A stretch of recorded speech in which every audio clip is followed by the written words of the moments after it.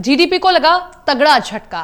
भारतीय अर्थव्यवस्था को बड़ा झटका लग सकता है। अमेरिका की ब्रोकरेज कंपनी गोल्डमैन सैक्स का मानना है कि चालू वित्त वर्ष के दौरान भारतीय अर्थव्यवस्था में 5% की गिरावट होगी और यह भारत का एक ऐसा साल है जहां सबसे खराब प्रदर्शन होगा। इसका एक कारण यह भी हो सकता है कि भारत के 8 राज्य कोरोना से बुरी तरह से प्रभावित हैं और उनका देश की जीडीपी में 60% तक से भी ज्यादा योगदान है।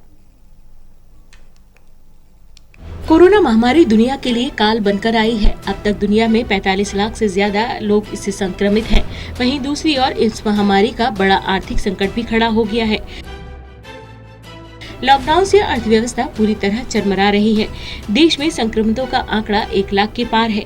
वहीं कुछ राज्य तो ऐसे हैं जो इस बीमारी की वजह से ज्यादा जद में हैं। यही कारण है कि अर्थव्यवस्था पर इसका बहुत बड़ा प्रभाव पड़ रहा है।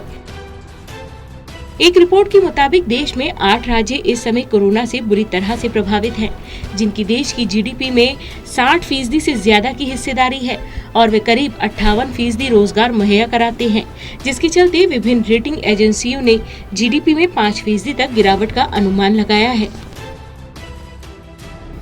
महाराष्ट्र, गुजरात, तमिलनाडु, दिल्ली, राजस्थान, मध्य प्रदेश, यूपी और पश्चिम बंगाल में सबसे ज्यादा मामले हैं और यही वो राज्य हैं जो आर्थिक तौर पर सक्षम और मजबूत हैं, लेकिन इन्हें लॉकडाउन की वजह से भारी नुकसान उठाना पड़ रहा है।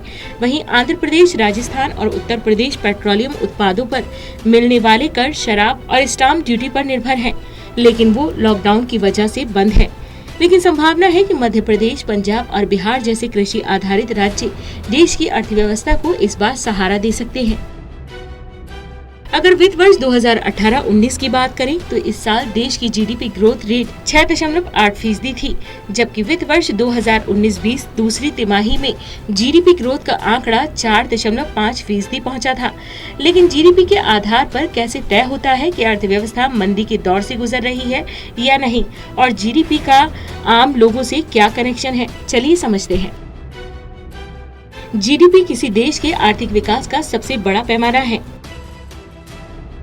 जीडीपी बढ़ने का मतलब है अर्थव्यवस्था ज्यादा रोजगार पैदा कर रही है, लेकिन कम होने की वजह से लोगों की औसत आय कम हो जाती है। आर्थिक सुस्ती की वजह से छंटनी की आशंका बढ़ जाती है और लोगों की बचत और निवेश भी कम हो जाते हैं।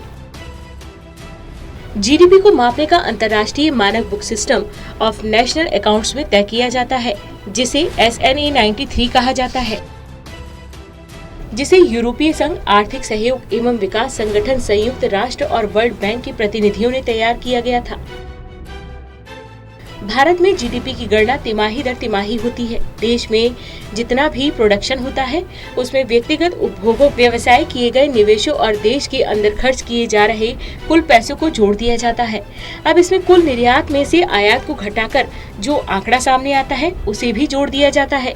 यही हमारे देश की जीडीपी होती है। जब जीडीपी में राष्ट्रीय जनसंख्या से भाग दिया जाता है तो प्रति व्यक्ति जीडीपी निकलती है। सबसे पहले तय होता है बेस ईयर, एक आधार वर्ष में देश का जो उत्पादन था वो इस साल की तुलना में कितना घटा बढ़ा है। इस घटाव बढ़ाव का जो रेट होता है उसे ही जीडीपी रेट कहते हैं।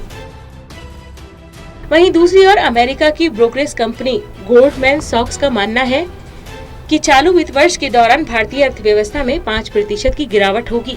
ये भारत का एक वर्ष का सबसे खराब प्रदर्शन होगा, लेकिन कामकाज शुरू होने पर जीडीपी सुधरेगा।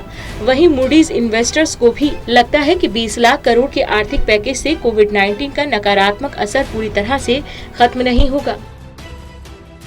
बता दें कि गोल्डमैन सैक्स ने इससे पहले 0.4% गिरावट आने का अनुमान लगाया था, जिसे बढ़ाकर अब 5% कर दिया गया है।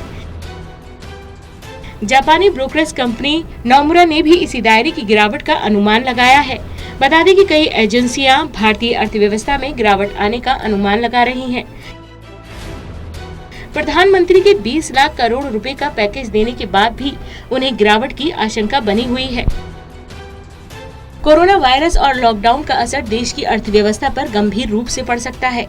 जानकारों का मानना है कि चालू वित्त वर्ष के दौरान जीडीपी में 5% की गिरावट देखने को मिल सकती है, जो देश में बड़ा आर्थिक संकट पैदा कर सकती है, क्योंकि निर्यात में कमी आने और उद्योगों के बंद होने का सीधा असर देश की अर्थव्यवस्था पर पड़ने का अनुमान है। National desk, total news.